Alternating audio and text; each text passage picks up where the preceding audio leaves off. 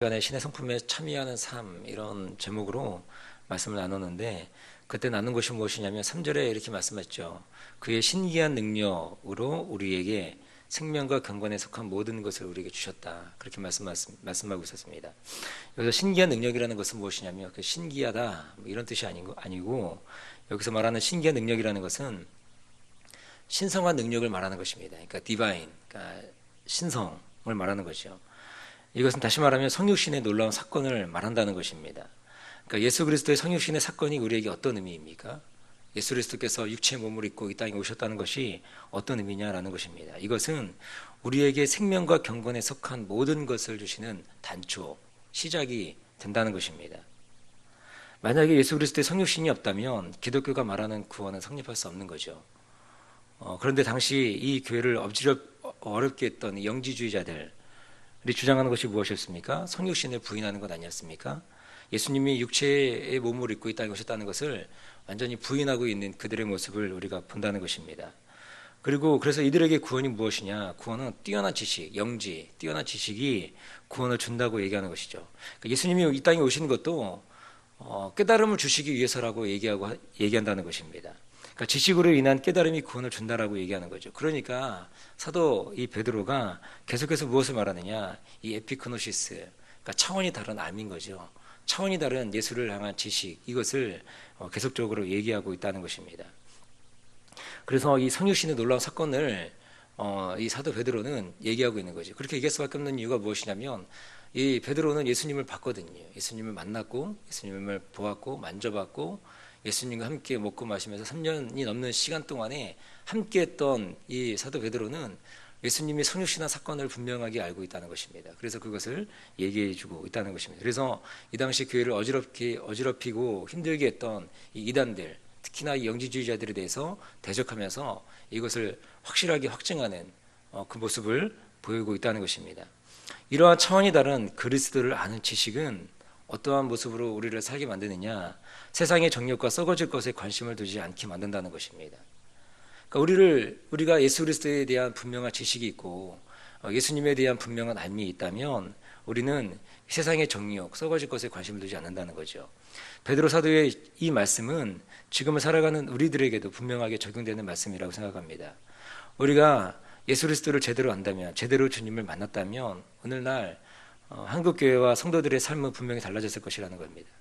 오늘 한국교회의 가장 큰 문제가 되는 것이 무엇입니까? 바로 이 만모니즘, 이 세속 가치가 교회로 들어온 것입니다. 교회를 움직이는 요소가 하나님의 말씀이 아니고 만몬이 되어버린 이 모습들을 한국교회의 많은 모습들 가운데 볼 수 있다는 것입니다. 특별히 우리 한국교회 대형 교회들, 큰 교회들의 모습 가운데 하나님의 말씀의 원리가 아니고 이 세속의 가치인 이 만모니즘, 이 만몬, 이 돈이 들어와서 이 세속의 가치가 교회를 어지럽히고 있는 그 모습들을 많이 본다는 것입니다. 오늘날 수많은 그리스도인들이 넘어지는 이유가 무엇입니까? 예수를 믿는 것과 아는 것에 하나가 되지 못한 그 모습이 우리 가운데 있다는 거죠. 그러니까 예수를 믿는 것과 아는 일이 하나가 되지 않기 때문에 우리 가운데 문제가 되는 어려움이 있는 그 모습들을 본다는 것입니다. 예수를 믿는다 말하면서 진정한 알미 없다는 것입니다. 그러니까 가짜 신앙이 판을 치는 그 모습들이 있다는 것입니다. 대를 안아보면 정말 예수 믿는 사람인가 싶을 정도로 세속의 가치에 완전 쩌들어 있는 그런 분들도 우리가 볼 수 있다는 거죠. 여러분들은 그러므로 우리 믿음을 점검해 봐야 합니다. 나의 믿음은 어떠한가? 나의 믿음의 출처는 무엇이고 나는 어떻게 예수를 믿고 또 예수를 믿는 믿음의 근거가 무엇인가? 그것을 우리가 보여야 한다는 것입니다. 성경은 말합니다. 뭐라고 얘기합니까?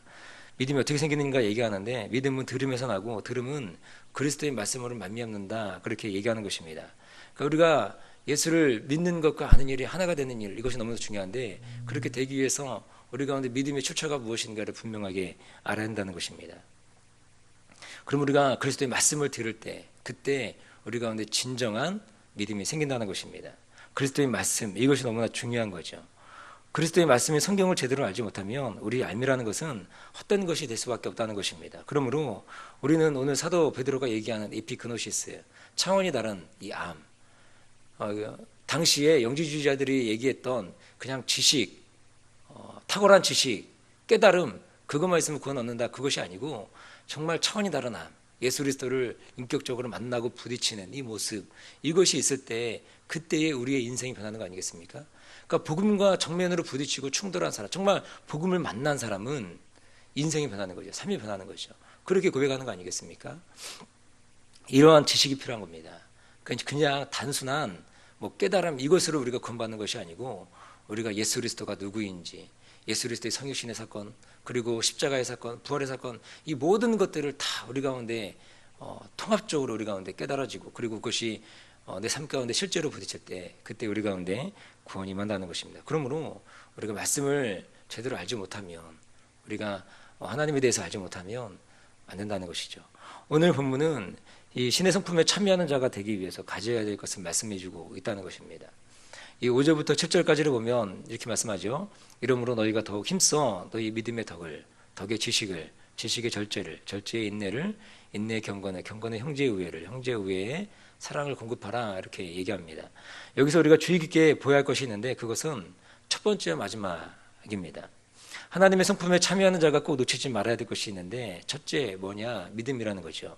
이 믿음이 기초 아니겠습니까? 하나님에 대한 믿음 없이, 주 예수님에 대한 믿음 없이 우리가 주님을 닮아갈 수 없다는 것입니다.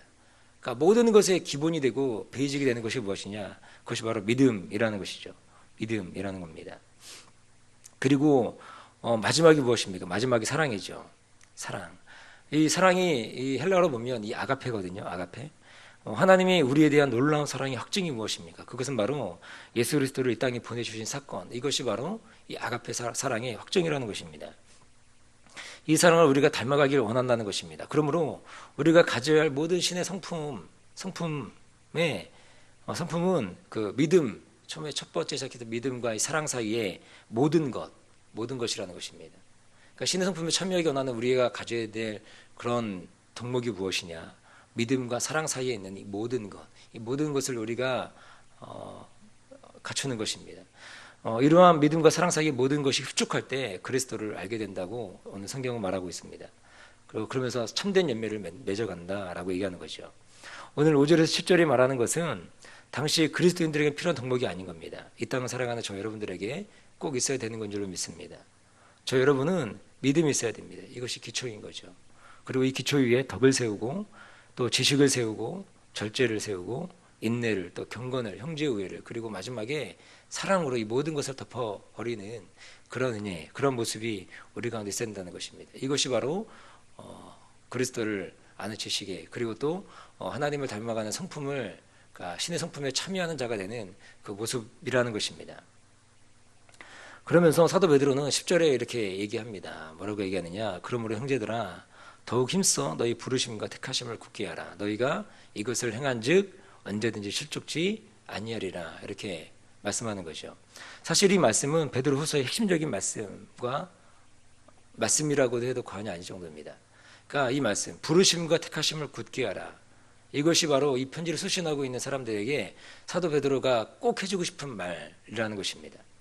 이 편지를 수신하고 있는 공동체가 어떻습니까? 외부적으로는 탄압과 극심한 박해가 있었습니다. 그리고 내부적으로는 어떻습니까? 이단들의 공격이 있는 거죠. 그러니까 내적으로 외적으로 아주 힘든 시기를 지나가고 있다는 것입니다. 이때 사도 베드로가 하는 얘기가 무엇입니까? 하나님이 너희를 부르신 부르심을 잊지 마라. 이것을 얘기해 주고 있다는 것입니다. 그러니까 내적으로는 이단들의 공격이 극심하고, 외적으로는 외부의 환경이 박해, 로마 시대의 그리스도인들을 향한 박해가 극심했던 그 모습인데, 그 모습 가운데 사도 베드로가 얘기하는 것이 무엇입니까? 너희 부르심, 하나님 너희 부르신 거 알고 있지 않니? 그것을 흔들리지 말아라. 그렇게 얘기하는 것이죠. 지금 극심한 박해 현장에서도 성도들은 하나님의 자신들을 부르심에 후회 없이 달려오는 것을 알 수 있습니다. 이것을 알고 있는 베드로는 성도들을 격려하는 거죠. 너희 부르심을 굳게 하라. 말씀하는 것입니다. 우리도 그렇지 않습니까? 우리도 살아가면서 삶의 여러 가지 환경에 어려움들, 우리의 믿음을 흔들리게 만들 만한 그런 일들이 우리 가운데 있을 수 있다는 것입니다. 그럴 때 우리가 해야 될 것이 무엇입니까? 우리의 부르심을 굳게 하는 것입니다. 흔들리지 않는 것입니다. 부름의 상을 위하여 달려가는 그런 모습이 우리 가운데 필요하다는 것입니다. 그리고 또 말씀하는 것이 무엇입니까? 택하심이죠. 택하심. 사도 베드로는 하나님께서 이 편지를 수신하고 있는 제자들을 택했다라고 표현하고 있습니다. 하나님께서 택하셨다는 사실에 흔들리지 말라는 것입니다. 다시 말하면 당시 교우들의 삶은 참으로 어렵지 않습니까? 그러니까 배교자도 생기고 또 이단에 빠지는 자도 생기고 그랬을 것입니다. 이러한 모든 것을 알고 있는 사도 베드로는 말씀하는 것입니다. 부르심과 택하심, 이것을 굳게 하라. 이 말씀이 이 땅을 살아가는 저 여러분들에게도 들려지는 쟁쟁한 하나님의 음성이 될 수 있기를 주님의 이름으로 축원드립니다. 그러면서 말씀하는 것이 무엇이냐? 이것을 행한즉 그렇게 말합니다. 여기서 이것을 말씀하는 것이 무엇이냐면 앞서 설명드린 것이죠. 신의 성품에 참여하는 것입니다. 지속적으로 주님을 닮아가려는 노력이 우리 가운데 필요하다는 것입니다. 그냥 부르심과 택하심은 그냥 있으면 우리가 그냥 우리의 삶을 내버려두면 그냥 자연스럽게 우리가 하나님의 부르심과 택하심이 굳게 되는 것이냐? 그게 아니라는 겁니다. 이 신의 성품에 참여하는 것, 이것을 행하라고 말씀하고 있다는 것입니다. 지속적으로 주님을 닮아가려고 노력하는 그 모습이 우리 가운데 필요하다는 거죠. 우리는 그냥 있으면 죄의 영향 때문에 죄의 나락으로 떨어질 수밖에 없는 연약한 죄인들이라는 것입니다. 그러므로 항상 하나님의 은혜 안에 머물도록 우리를 은혜에 내줘야 한다는 것입니다. 은혜 자신을 내어주는 삶이 무엇입니까? 그것이 바로 5절부터 7절에 있는 말씀이라는 겁니다. 이러므로 너희가 더욱 힘써 너희 믿음의 덕을 덕의 지식을 지식의 절제를 절제의 인내를 인내의 경건을 경건의 형제 우애를 형제 우애의 사랑을 공급하는 삶. 이 삶이 우리 가운데 우리가 끊임없이 우리가 이 땅을 살아가면서 지속적으로 추구해야 될 삶의 모습이 무엇이냐? 바로 이거라는 것입니다. 우리가 이 땅에서 하나님의 부르심과 택하심을 굳게 할 수 있는 비결은 신의 성품에 참여하는 것입니다. 하나님을 닮아가는 것입니다.